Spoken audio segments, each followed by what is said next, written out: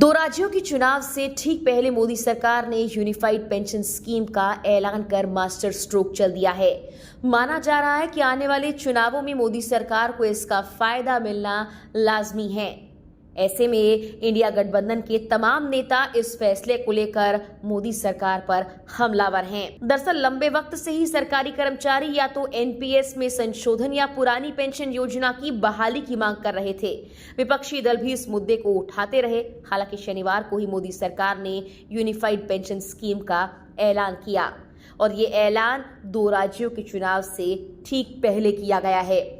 अब इसको लेकर जहां सत्ता पक्ष के नेता मोदी सरकार की तारीफ करते हुए नहीं थक रहे, वहीं कई विपक्षी नेताओं ने तो इसे नई बोतल में पुरानी शराब तक कह दिया। इसको लेकर इंडिया गठबंधन के नेता क्या कुछ कह रहे हैं, चलिए आपको बताते हैं इस वीडियो में।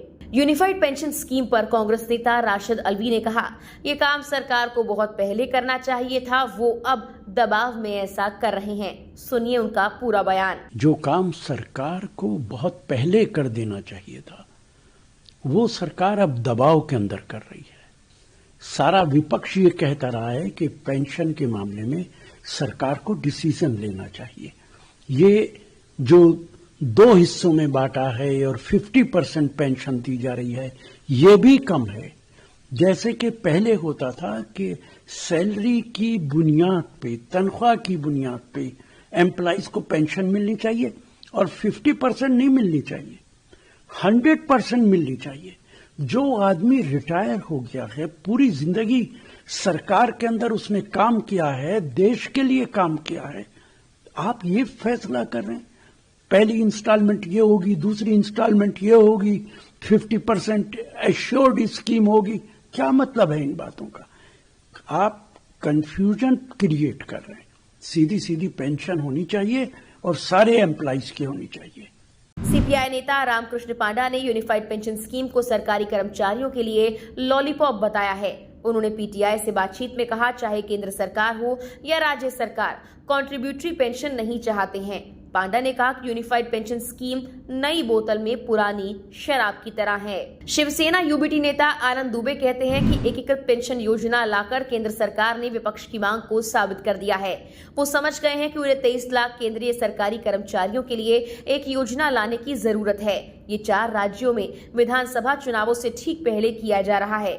2 राज्यों जम्मू कश्मीर और हरियाणा के लिए मतदान की तारीखों की भी घोषणा की गई है। ऐसा कर सरकार ने आदर्श आचार संहिता का उल्लंघन किया है। इसके अलावा भाजपा नेताओं ने यूनिफाइड पेंशन स्कीम की जमकर तारीफ की है।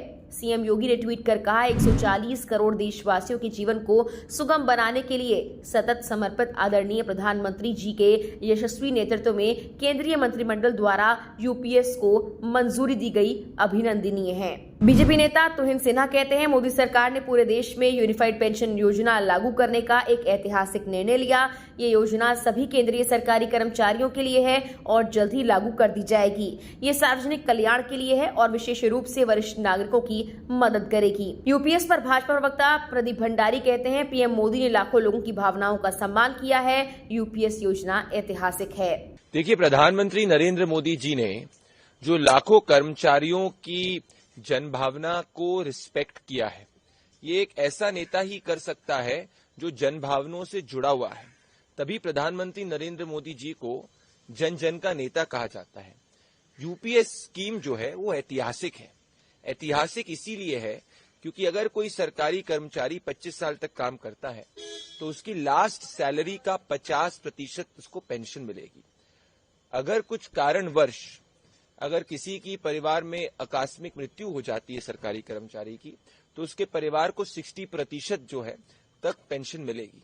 ये सिर्फ एक ही बात को दर्शाता है कि भारतीय जनता पार्टी और एनडीए की सरकार, प्रधानमंत्री नरेंद्र मोदी जी की सरकार, झूठे वादे कांग्रेस पार्टी जैसे नहीं करती, जो कहती है वो करती है।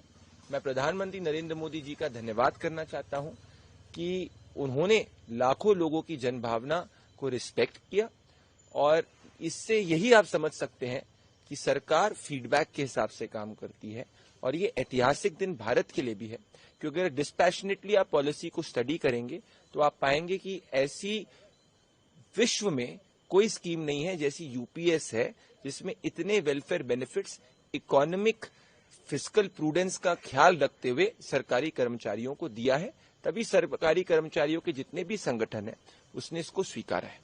बता दें कि केंद्र सरकार ने सरकारी कर्मचारियों के लिए यूपीएस को शनिवार को मंजूरी दी। इस स्कीम के अनुसार सरकारी कर्मचारियों को कम से कम 25 साल की नौकरी के बाद रिटायरमेंट पर अंतिम 12 महीनों की बेसिक पे पर 50% पेंशन के रूप में दिया जाएगा। ये फैसला नई पेंशन स्कीम को लेकर चल रहे विरोध के बीच में आया है। फिलहाल के लिए इस वीडियो में इतना ही।